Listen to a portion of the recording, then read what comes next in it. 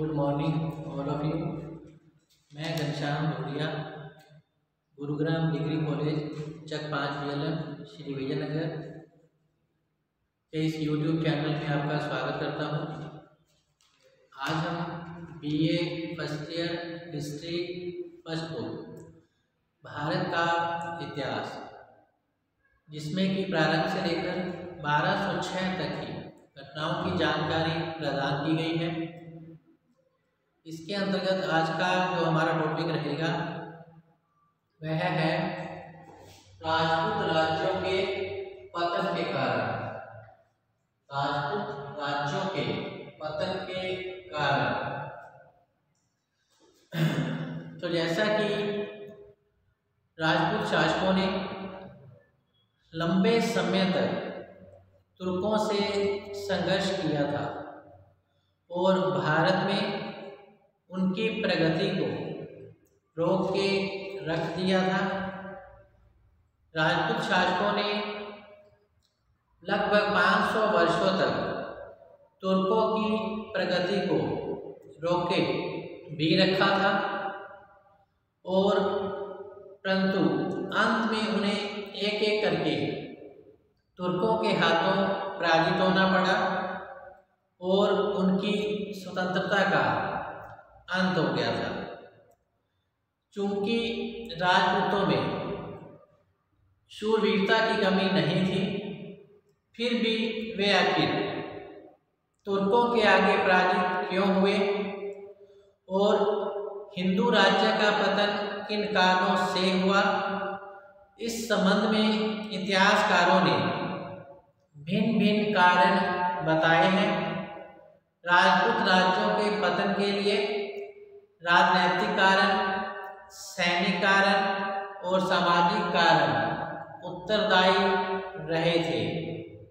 तो राजपूत राज्यों के पतन के कारणों में पहला है राजनैतिक कारण और दूसरा है सैनिक कारण, तीसरा सामाजिक कारण।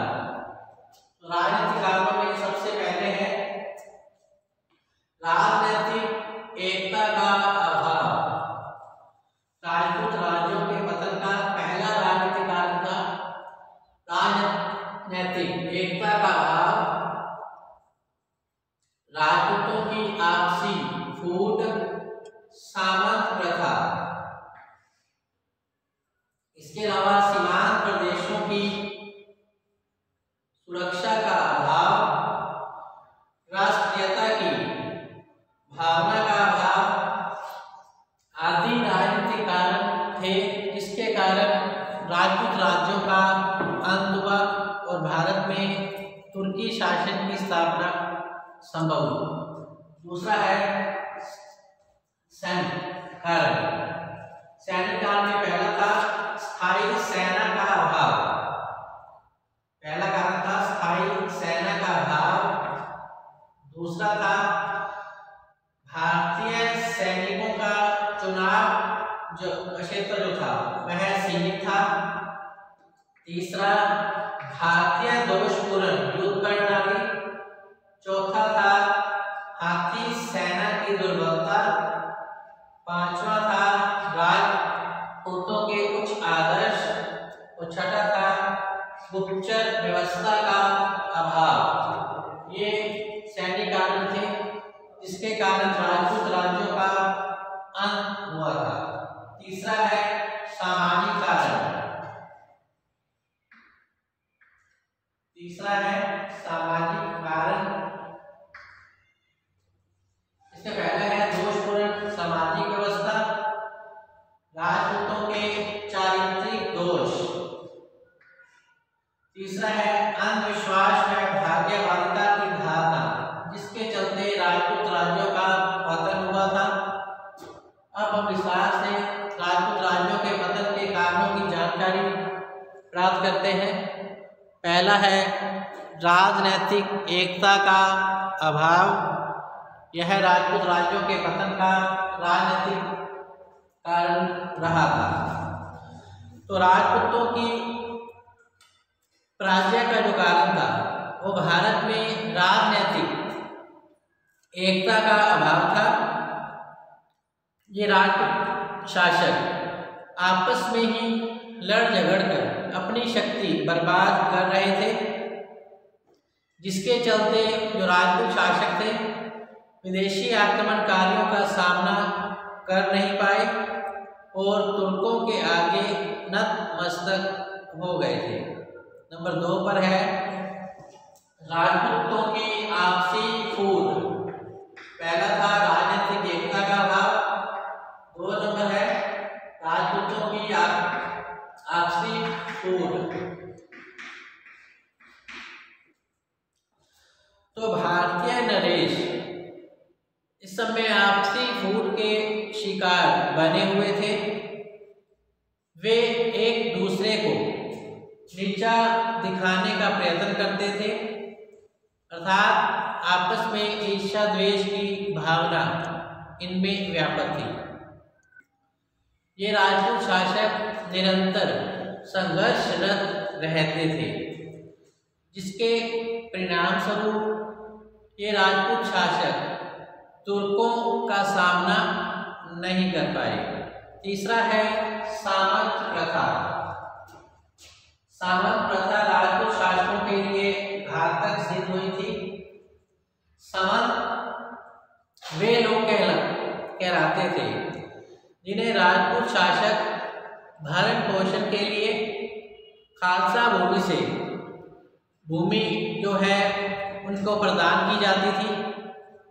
तो राजपूत शासक अपने निकट संबंधी या रिश्तेदारों को ही अपना सामंत बनाते थे और उन्हें खालसा भूमि में से कुछ भाग इन्हें प्रदान किया जाता था। तो राजपूत शासकों द्वारा दी गई जो भूमि है इन्हीं से ही अपना भरण पोषण करने वाले जो लोग थे ये सामंत कहलाते थे। सामंत शासकों के सहयोगी होते थे और नियमानुसार इन सामंतों को खालसा भूमि जो इन्हें प्रदान की गई थी, इनके बदले में राजपूत शासकों को अपनी सेवाएं प्रदान करनी होती थी। अर्थात युद्ध काल में ये सामंत अपनी सेना सहित शासक के साथ युद्ध लड़ने जाते थे तथा शांति काल में ये जो सामंत थे शासक को भूमि की उपज के आधार पर कर प्रदान किया करते थे। कालांतर में ये सामंत प्रथा घातक सिद्ध हुई, क्योंकि ये जो सामंत थे अपने स्वार्थों की पूर्ति में लगे रहते थे और किसी भी राजा के दुर्बल होने पर ये अपनी स्वतंत्रता की घोषणा कर देते थे। युद्ध के समय में जैसा कि भारतीय नरेशों को सामंतों की सेना पर निर्भर रहना पड़ता था, सामंत की मृत्यु होते ही सैनिक उठ भाग खड़े होते थे और सैनिकों की जो स्वामी भक्ति है वो राजा की अपेक्षा सामंतों के प्रति ही अधिक रहती थी, जिसके कारण सामंत की मृत्यु युद्ध क्षेत्र में अगर हो जाती थी तो सेना व्यवस्था अस्त व्यस्त हो जाती थी, जिसका दुष्परिणाम राजपूत शासकों को भुगतना पड़ा तथा राजपूत राज्यों का अंत हो गया था। तो सामंत प्रथा राजपूत शासकों के लिए घातक सिद्ध हुई, जिसके कारण राजपूत राज्यों का पतन प्रारंभ हुआ। नेक्स्ट है सीमांत प्रदेशों की सुरक्षा का अभाव। सीमांत प्रदेशों की सुरक्षा का अभाव जानने पर तो राजपूत जो शासक थे इन्होंने सीमांत प्रदेशों की सुरक्षा की ओर ध्यान नहीं दिया था, तो जिसके कारण जो तुर्क आक्रमणकारी थे वो सरलता से भारत में प्रवेश कर पाए। राजपूत शासकों ने तुर्कों को सीमा पर रोकने का कभी प्रयास नहीं किया और न ही कोई समुचित व्यवस्था की गई थी, जिसके कारण तुर्क जो थे वो बड़ी सरलता से सीमांत क्षेत्र में पंजाब की ओर आ पाए और विजय प्राप्त कर सके। नेक्स्ट है राष्ट्रीयता की भावना का अभाव। राष्ट्रीयता की भावना का अभाव। तो भारतवासियों में उस समय राष्ट्रीयता की भावना का अभाव पाया गया था, क्योंकि इनकी यह धारणा बन चुकी थी कि युद्ध करना राजाओं का काम है, प्रजा का नहीं। अतः तुरक आक्रमण जब प्रारंभ हुए तो प्रजा ने भी भारतीय नरेशों का सहयोग नहीं दिया था। परिणाम स्वरूप जो राजपूत थे युद्ध में पराजित हुए तथा तुरक जो थे वह बड़ी आसानी से सफलता प्राप्त कर पाए थे। तो ये थे राजपूत राज्यों के पतन के राजनीतिक कारण। अब हम चलते हैं राजपूत राज्यों के पतन के सैनिक कारण क्या क्या रहे थे। सैनिक कारणों में पहला है स्थायी सेना का अभाव। राजपूत शासकों के पास था, तो भारतीय शासकों के पास स्थायी सेना का अभाव था। उन्हें अपने सामंतों की सेना पर निर्भर रहना पड़ता था। अतः इन सैनिकों में अनुशासन का अभाव भी रहता था। परिणाम स्वरूप राजपूत शासक जो थे तुरक सेना का मुकाबला कर नहीं पाए। अतः राजपूत शासक पराजित हुए और तुरक शासक विजय प्राप्त कर पाए। नेक्स्ट है भारतीय सैनिकों के चुनाव का सीमित क्षेत्र। भारतीय सैनिकों का चुनाव का क्षेत्र जो था काफी सीमित था, क्योंकि राजपूत शासक अपनी ही जाति के लोगों को सेना में भर्ती करते थे। तो जाति प्रथा के कारण युद्ध करने का जो सारा उत्तरदायित्व था केवल राजपूतों का ही था। शेष अन्य जातियां जो थी वो युद्ध व देश रक्षा की ओर उदासीन ही बनी रही थी। परिणाम स्वरूप निरंतर युद्धों में भाग लेने के कारण अस्त्र शस्त्र धारण करने वाले राजपूतों की संख्या में भारी कमी आ रही थी। तीसरा है भारतीय दोषपूर्ण युद्ध प्रणाली। भारतीय दोषपूर्ण युद्ध प्रणाली। तो भारतीय शासकों की जो युद्ध प्रणाली थी दोषपूर्ण थी, अर्थात परंपरागत थी, उसमें नवीनता नहीं लाई गई थी। जो भारतीय नरेश थे ये परंपरागत तरीके से भालों से युद्ध लड़ते थे, जबकि जो तुरक आक्रमणकारी थे उनकी युद्ध प्रणाली काफी नवीन थी। ये आधुनिक शस्त्रों से लड़ते थे। गोला बारूद तोपखाना के माध्यम से तुरक नरेश युद्ध का संचालन करते थे, जिससे भारी संख्या में सैनिक मारे जाते थे, जबकि राजपूत शासक तीर और भालों से लड़ा करते थे। तो यही कारण है कि भारतीय की जो दोषपूर्ण युद्ध प्रणाली थी वह राजपूत शासकों के लिए घातक की सिद्ध हुई थी, और इसके परिणाम स्वरूप राजपूत शासक पराजित हुए थे और तुरक शासक जो कि आधुनिक अस्त्र शस्त्रों से लड़ते थे वह इस युद्ध में बड़ी आसानी से सफलता प्राप्त कर पाए थे। नेक्स्ट है हाथी सेना की दुर्बलता। नेक्स्ट है हाथी सेना की दुर्बलता। तो युद्ध में हाथियों का जो प्रयोग है वो भारतीय सेना के लिए काफी विनाशकारी सिद्ध हुआ। तुरक सैनिक और तुरक शासक थे वो अपनी सेना में घोड़ों को प्राथमिकता देते थे, जबकि राजपूत शासक जो हाथियों को अधिक महत्व प्रदान करते थे। तो भारतीय शासक अपनी सेना में हाथियों को आगे रखा करते थे, परंतु कई बार ये हाथी पागल होकर अपने सैनिकों को ही रौंद डालते थे, जिससे भारतीय सेना जो थी अस्त व्यस्त हो जाती थी। अतः हाथी सेना की दुर्बलता भारतीय शासकों के लिए हानिकारक सिद्ध हुई थी और तुरक जो आक्रमणकारी थे उनकी घुड़सवार सेना काफ़ी मजबूत थी और जिसके परिणाम स्वरूप जो राजपूत शासक थे पराजित हुए और तुर्कों ने बड़ी आसानी से घुड़सवार सेना के माध्यम से राजपूत शासकों को पराजित कर दिया था। नेक्स्ट है राजपूतों के उच्च आदर्श। तो राजपूतों के उच्च आदर्श जो कि उनके राज्य के पतन का एक अन्य कारण रहा था। राजपूत शासक आदर्शवादी थे और ये जो राजपूत शासक थे छल कपट से युद्ध में विजय प्राप्त करना अच्छा नहीं मानते थे।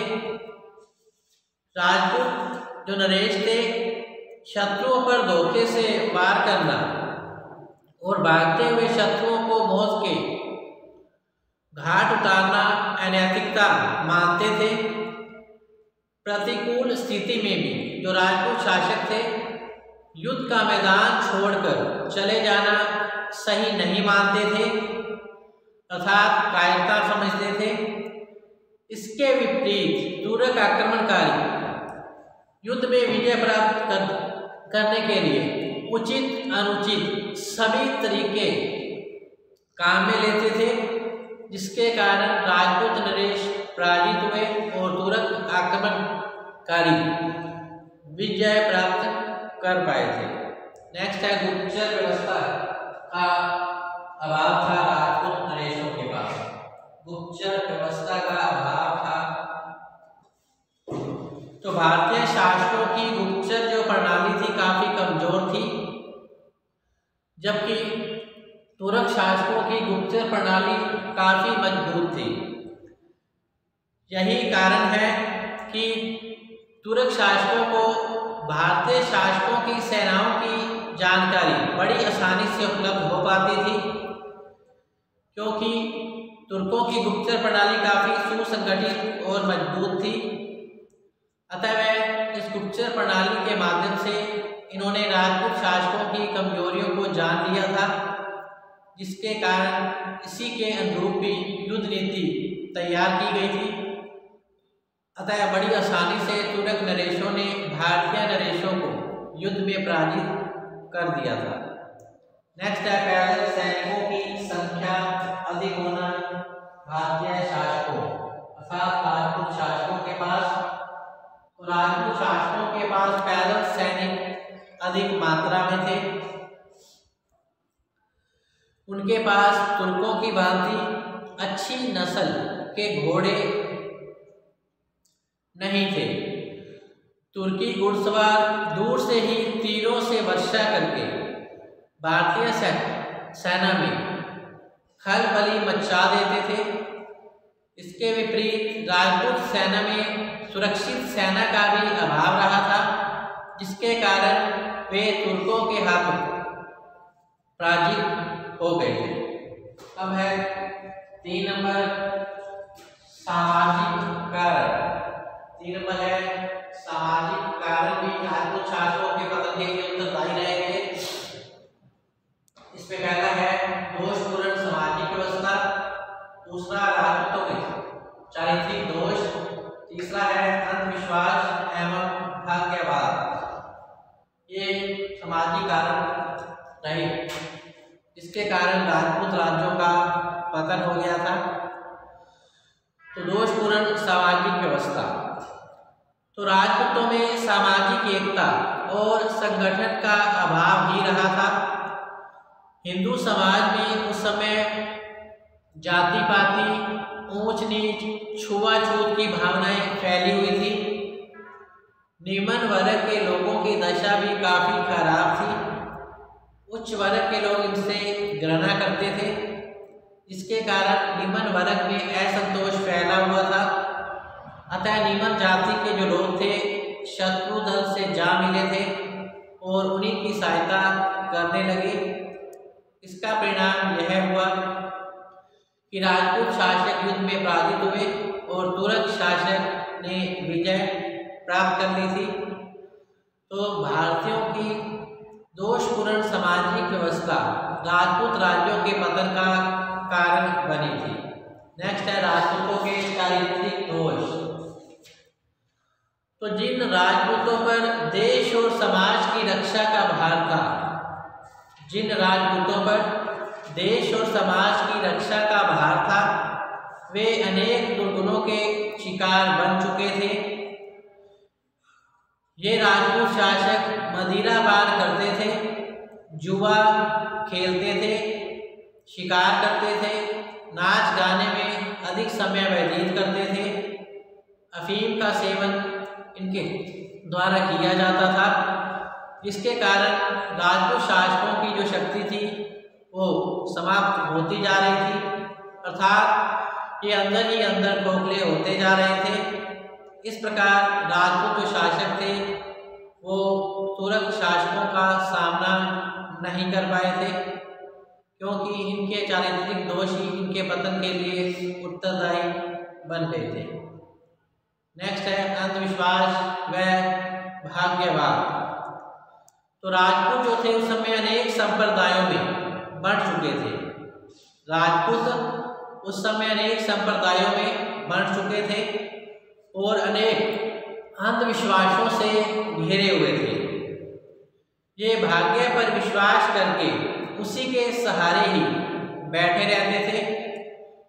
इस भाग्यवादिता ने राजपूत शासकों के आत्मविश्वास को काफी कमजोर कर दिया था। इसके अलावा तुर्कों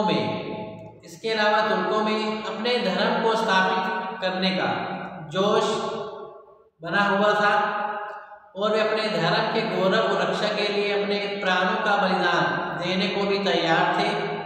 वे कर्म पर विश्वास रखते थे और अपनी आन बान शान और धर्म को प्रतिस्थापित करने के लिए वे अपने प्राणों का बलिदान देने के लिए भी तैयार थे। इसके अतिरिक्त राजपूतों के पतन में उनके दुर्भाग्य ने भी योगदान दिया था। गजनवी के विरुद्ध अनंतपाल का पल्ला चूंकि भारी था, किंतु अचानक ही उसका हाथी पागल हो निकला और गजनवी ने हारा हुआ युद्ध जीत लिया था।